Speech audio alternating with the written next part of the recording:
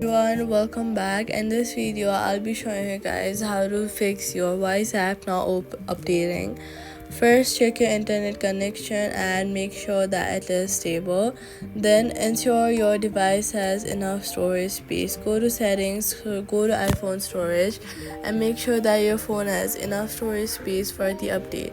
Then restart your phone and try updating again from the App Store or Google Play Store. Go to the App Store, search for the Wise app, and try updating the app again.